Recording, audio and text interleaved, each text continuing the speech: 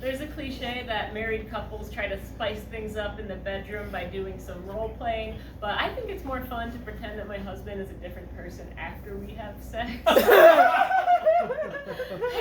The next morning I'll be like, whoa, this guy I hooked up with last night is still in my house. Awkward. I think he's into me. I'm on his health insurance. I'm very theatrical in the bedroom, but not in a good way. In like a gross little jester way. For example, sometimes I like to narrate what's happening as if I'm the author of an erotic novel.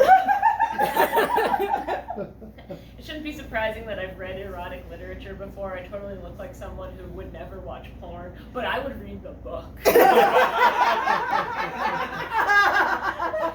If you want to get off, you've got to use your imagination.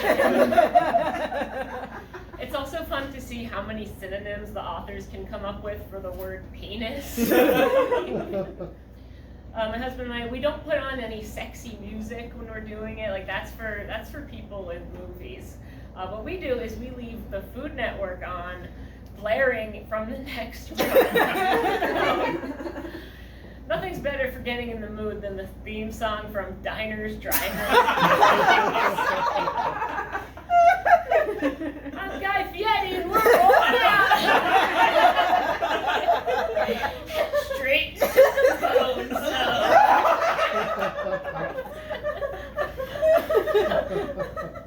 My husband plays video games, and I am the cliche bitch wife who thinks that video games are a stupid, violent waste of time.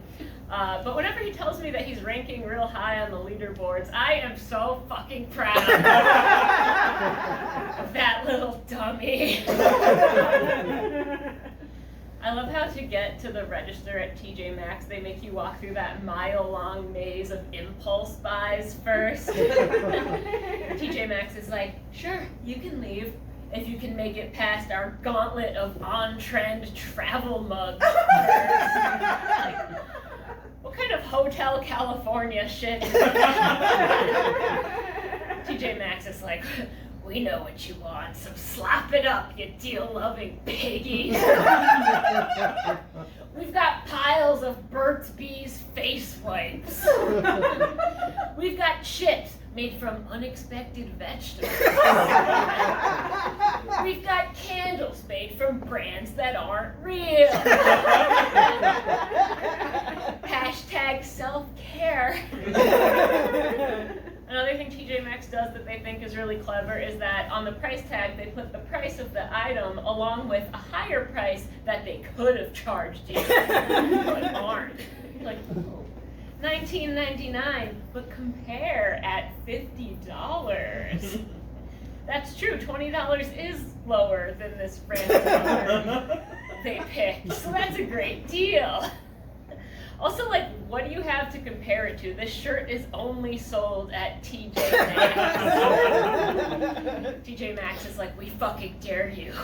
We dare you to find the same shirt and prove that it's not more expensive somewhere.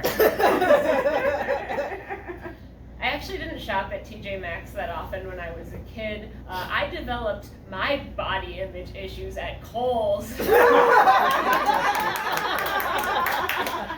Like a true American.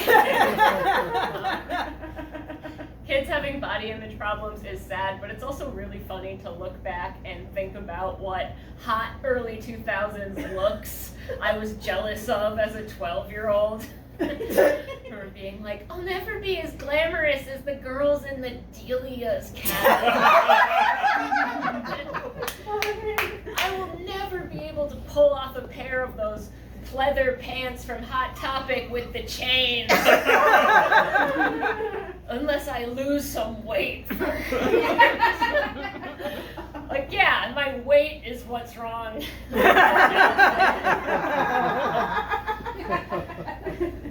I was like a nerdy wannabe goth in junior high.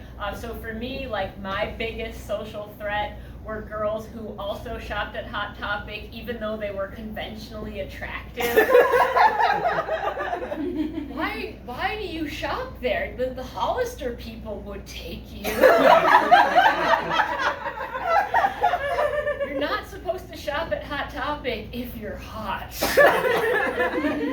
I'd get all like stressed out whenever one of these girls came along to my corner of the cafeteria. I was like, oh crap, now she's gonna have her pick of whichever gross nerd she wants. She gets first dibs on all these fine gentlemen.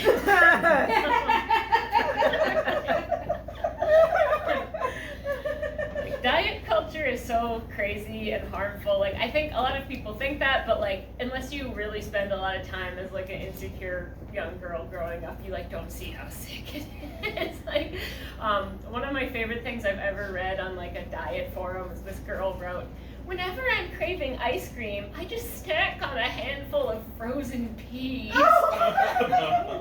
get that creamy, cold texture."